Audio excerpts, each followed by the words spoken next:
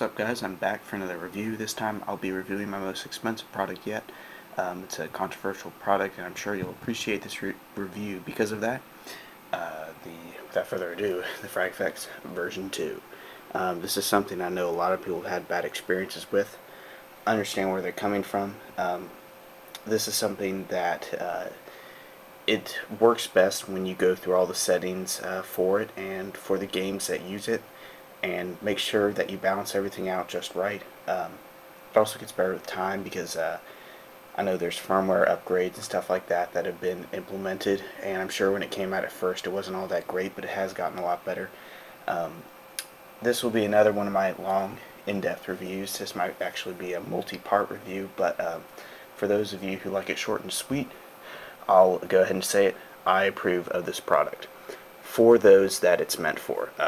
Again, just like everything I previously reviewed, there's only 2 of them, but you get the idea. This is only for certain people, but if you fit the description, this thing's great. But I'll get into the complicated stuff later. For right now, let's keep it simple.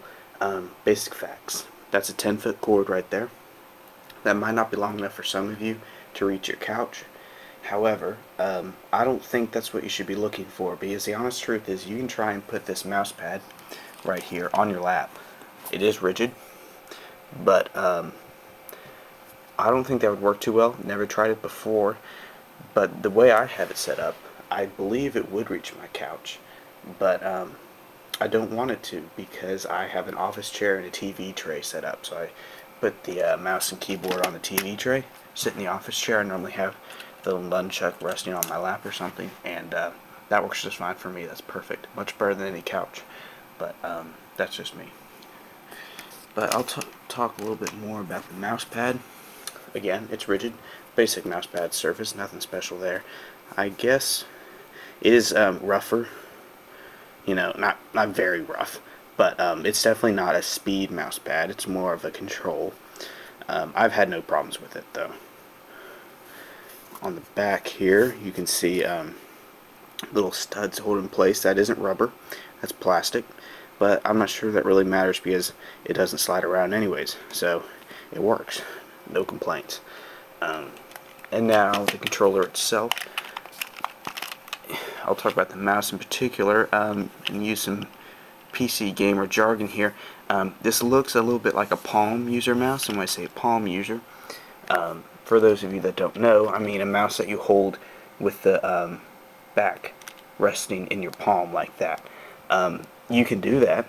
I have long fingers, so mine are going to go over, but I'm afraid that even if you have short fingers, your thumb's just going to be way too far. Your thumb should be back here. And you'll notice that while I'm holding this properly, it's a fingertip mouse, where you see that's no longer in my palm. I'm holding it with my fingers, but that's the way I like it. That's how I like my mice. I like them small, so I can only, you know, I don't have to put my whole arm into it like any palm user would. You can hold a claw grip like that, and that'll put it into your palm. You have to make sure you have your thumb bent. I guess you can do that. I always found that uncomfortable, but some people like it that way, so you can do that. And palm users, you just have to do some adjusting, unless you have really short fingers. But I'll move on. I'll do a quick button run through. Let me switch hands here. Much better holding the camera with my right hand. Got your basic face buttons.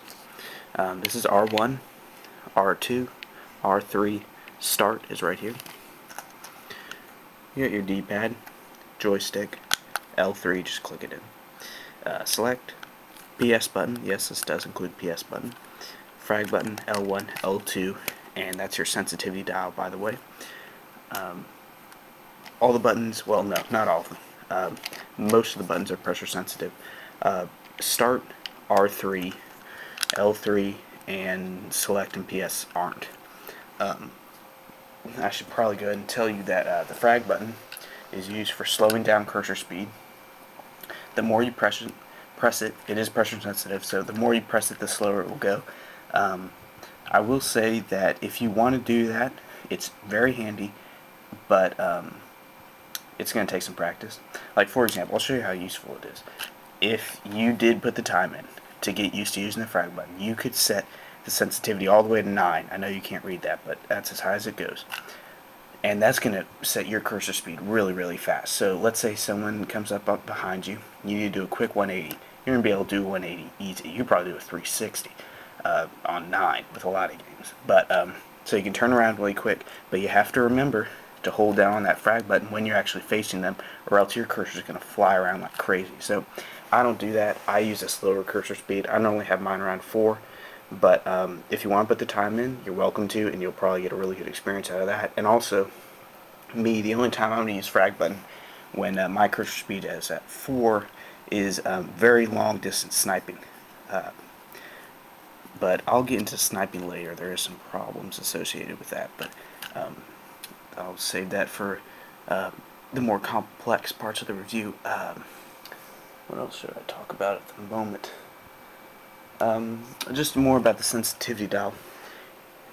You know, whenever you, I'm sure a lot of you have gone through the options of your game, and you know, if you're only a console gamer, you probably don't mess with it much, but there is sensitivity adjustments for pretty much all shooter games. And you want to go into those options and set them on high. Excuse the phone. Sorry about that. I would do another take, but I've already done this review so many times and messed up so many times that I really don't feel like doing another take. So you'll just have to excuse me there. You know, you can go into the settings. You want to set it on high in there, but then you can just play around with this while you're playing. You know, and you don't have to pause the game. You just toss this around as much as you want, and so that's great. You can get the feel of it. There's numbers there, so you remember where to put it.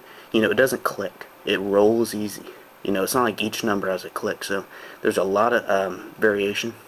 Find your number that you like. Maybe you like it in between two numbers, and you're set. Just remember that number. I normally have it 4 for almost all my games, but for some games where there's vehicles involved, take Battlefield 1943. I don't have that game, but I've heard that turret speed in tanks is a lot slower than aiming speed with infantry. So your infantry, I guess you'd hold around 4 or something.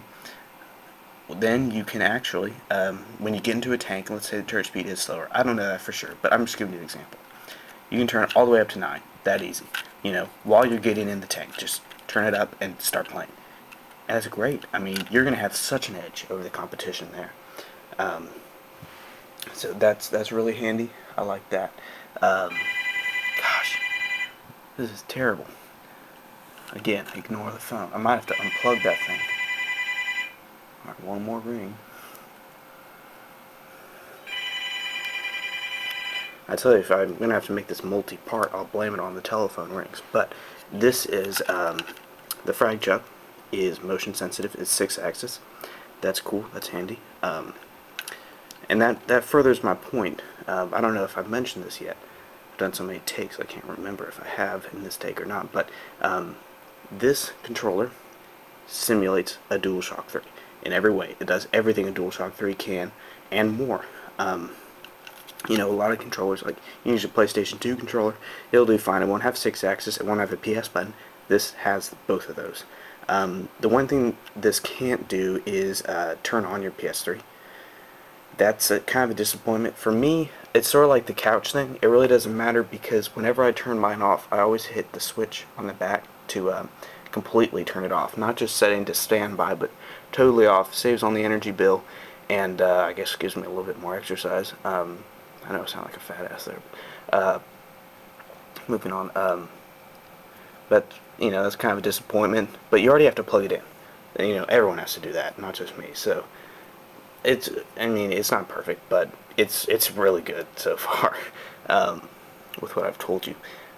I'm already at the 9-minute mark, and I've just about finished the first half of this review. So I'm going to end it here, just move on to the next video. Thanks for watching so far.